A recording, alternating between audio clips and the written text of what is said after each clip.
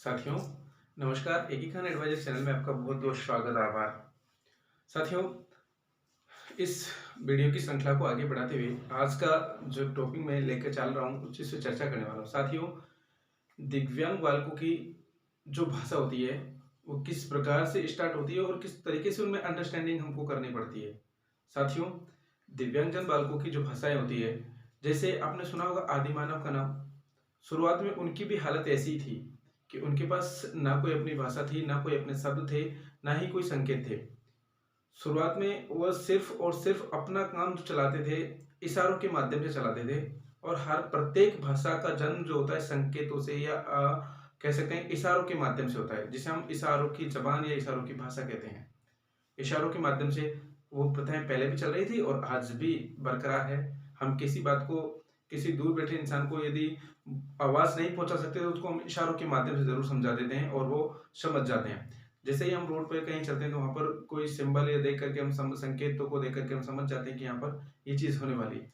तो वो बिना बोले भी सब कुछ ये चीज हो जाती है कि ये कहने वाला है, ये होने वाला है यहाँ पर इस चीज को। सेम उसी प्रकार जो दिव्यांग बालक होते हैं साथियों, उनको समझने के लिए, उनकी भाषाओं को समझने के लिए कई बालक, कई सारी की दिव्यांग, कई प्रकार की दिव्यांगता होती है।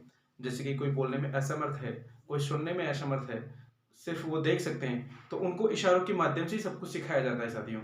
और उनके इशारे शुरुआत में सिर्फ उनके पेरेंट्स ही समझ पाते हैं कि ये क्या कहना चाह रहे हैं। जैसे एक छोटा बच्चा रोता रहता है या कुछ कहना चाहता है तो सिर्फ और सिर्फ उसकी मदर ही उसको समझ पाती है, बाकी अदरवाइज लोग उसको समझ नहीं पाते हैं कि ये क्या चाहता है। उसकी माँ समझ जाती है कि ये क्या चाहता है। सेम कंडीशन वही है, जो दिव्यांगजन बालक होते हैं साथियों, उनको ज्यादा समझने की जो समझ होती है, वो क्या चाहते हैं, क्या कह रहे हैं और क्या नहीं, ये सारी चीजें जो सबसे पहले उनके पेरेंट्स को पता चलती है। और किसके माध्यम से, जो वो संकेत करते हैं उन संकेतों के माध्यम से साथियों ऐसा होता है।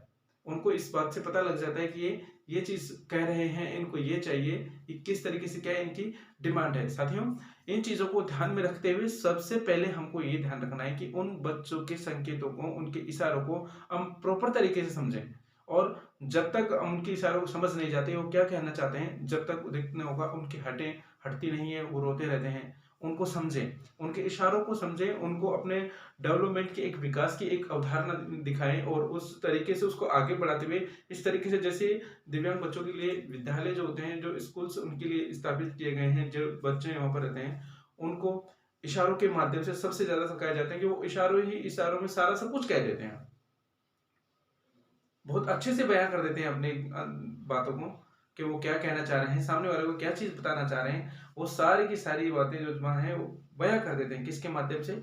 इशारों के माध्यम से। इशारे ही करते हैं, सिंबल्स वो देते हैं, उनके आधार पर ही हमको समझना होता है। साथियों, उनकी जो जबान होती है, उनका जो बॉडी लैंग्वेज होती है, उनका जो कम्युनिकेशन होता है, उसको देख करके ही उसके विचारों का पता लगाया जाता है और ये उनकी भावनाओं को समझा जाता है। ये कम्युनिकेशन है, इसको विशेष तौर से ध्यान रखें। खासतौर से मदर्स इसको समझ लेती है, लेकिन उनके जो फादर्स होते हैं उनको समझने में थोड़ी दिक्कत आती है और वो कई बार उन पर गुस्सा भी करने लगते हैं कि इसको क्या चाहिए, सब कुछ देते हुए भी ये रह नहीं रहा है या इसकी जिद खत्म नहीं हो रही है। इसको लेकर के वो बच्चों पे भी गुस्सा करते हैं। साथियों, गुस्सा नहीं करना, उनको ऊपर वाले ने ऐसा ही बनाया है, वो उसी प्रकार से अपना जो अपनी जिद है, अपनी मांग है, अपनी डिमांड है, वो इसी तरीके से पूरी कर पाते हैं। तो उसको समझें और जिस तरीके से पेरेंट्स उनका ख्याल रखेंगे, ज्यादा तरीके से उनका कम्युनिकेशन अच्छा होगा, उनको अच्छे विद्यालय में हम दाखिला करवा देंगे, तो अपनी लाइफ को अच्छे से जी सकते हैं और अच्छे भावों को, विचारों को एक दूसरे तक प्रकट करके पहुंचा सकते हैं। साथियों, इस तरीके से ही ध्यान रखें। Body language very very important है दिव्यांग बच्चों के लिए। उनकी भाषाओं का, बॉडी लैंग्वेज का, उनके इशारों को समझने की भरपूर और प्रशत प्रयास करें और उनको समझने की ज्यादा से ज्यादा कोशिश करें। साथियों, इन्हीं लफ्जों के साथ में मैं आपकी वीडियो को यहीं विराम देना चाहूंगा। साथियों, वीडियो को लाइक करें, शेयर करें, कमेंट्स करें और कोई भी सुझाव आपको हो तो कमेंट सेक्शन में आप जरूर से जरूर दें। साथियों, जय हिंद, नमस्कार, वंदे मातरम।